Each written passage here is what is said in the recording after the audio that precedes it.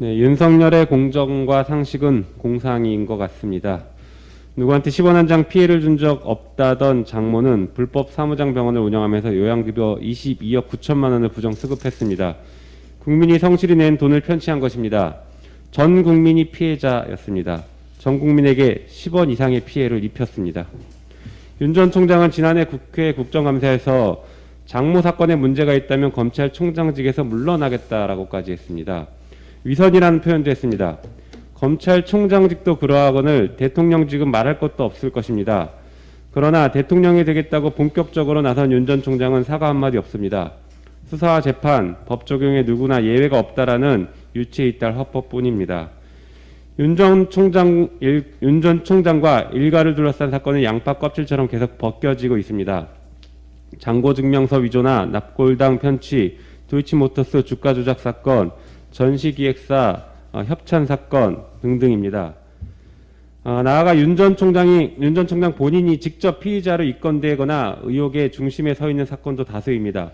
옵티머스 펀드 부실 수사 의혹, 한명숙 전 총리 위증교사 수사 방해 의혹, 최측근 윤대진 검사의 형 뇌물수수 수사 무마 의혹 등의 윤 전 총장의 이름이 올라가 있고, 한동훈 검사와 채널A 검언 유착 사건에도 의혹이 등장하고 있습니다.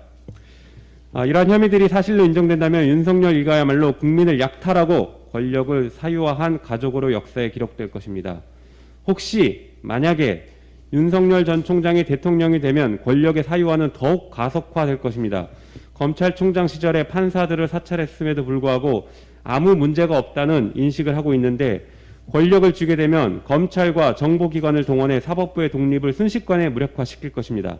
청와대의 권력의 국정농단과 사법농단이 5년 만에 다시 부활하게 될 것입니다.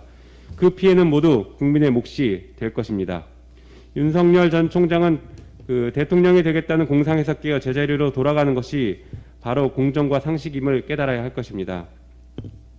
이준석 대표의 행보에 대해 언론이 우호적인 보도를 쏟아내고 있고 포털 사이트 메인을 장식하고 있습니다. 어제 오늘은 경찰청장에 대해 폴더 인사를 했다는 우호적 기사가 나왔습니다. 그러나 바로 그 직전 경찰이 이준석 대표에 대해 수사 착수를 했다는 보도는 포털 사이트에서 찾아보기 힘들었습니다. 언론과 포털의 불공정성을 의심케 하는 사안입니다. 한편 이준석 대표는 현재 경찰의 수사를 받고 있는데 경찰청장을 만났습니다.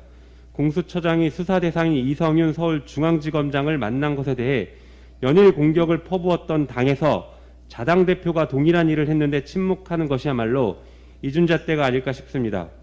게다가 이준석 대표가 병역 특혜, 소프트웨어 마에스트로 과정 특혜 논란으로 수사를 받고 있는데 경찰청장을 만난 것이 수사 특혜로 이어지는 것은 아닐지 의구심이 듭니다. 이상입니다.